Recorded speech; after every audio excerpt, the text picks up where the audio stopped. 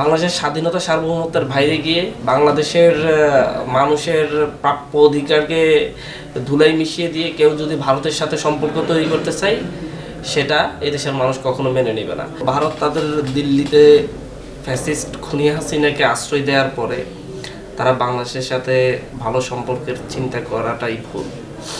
বাংলাদেশের মানুষ এটা মেনে নিবে চিন্তা করাটাই তাদের জন্য ভুল। তাছাড়া ভারতকে অবশ্যই স্পষ্ট করতে হবে, গত 16 বছরে শেখ হাসিনাকে ফ্যাসিস্ট বানানোর ক্ষেত্রে ভারত কী ভূমিকা রেখেছে, তাদের অবস্থানগুলো স্পষ্ট করতে হবে।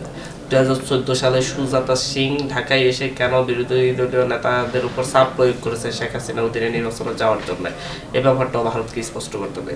বাংলাদেশ স্বাধীন সার্বভৌম রাষ্ট্র, ভারতকে অবশ্যই বাংলাদেশের স্বাধীনতা সার্বভৌমত্বের প্রতি সম্মান রেখেই বাংলাদেশের সাথে সম্পর্ক তৈরি করতে হবে।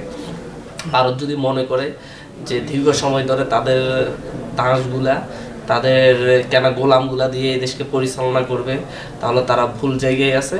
তাদের সাথে প্রতিবেশী কোনো রাষ্ট্রেরই ভালো সম্পর্ক নেই। আমরা চাই না যে বাংলাদেশের সাথে তাদের সম্পর্কর অবনতি হোক বা বাজে সম্পর্ক তৈরি হোক। আমরা চাই ভারত আমাদেরকে সম্মানজনক ট্রিট করবে, আমরা ভারতের সাথে সম্মানজনক ট্রিট করব।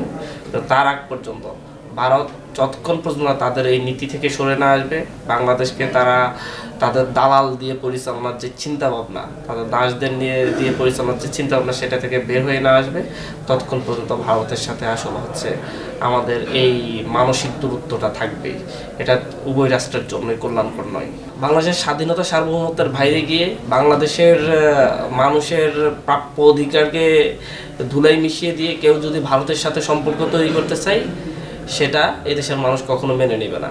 এবং বৈষম্যবিরোধী ছাত্র আন্দোলন যে কোনো ধরনের ভারত প্রীতির বিরুদ্ধে, বাংলাদেশ প্রীতির বাইরে গিয়ে যারা ভারত প্রীতি দেখায়, তাদের বিরুদ্ধে বৈষম্যবিরোধী ছাত্র আন্দোলন লড়াই করে যাবে, সেটা যেই হোক।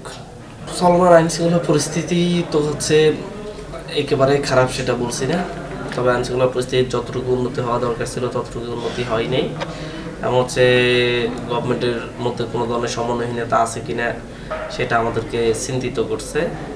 তো আমরা মনে করি যে গভর্নমেন্টের উচিত যে সমন্বয় করে সকল সেক্টরের সাথে অতি দ্রুত আইনশৃঙ্খলা পরিস্থিতি আরও উন্নত করা।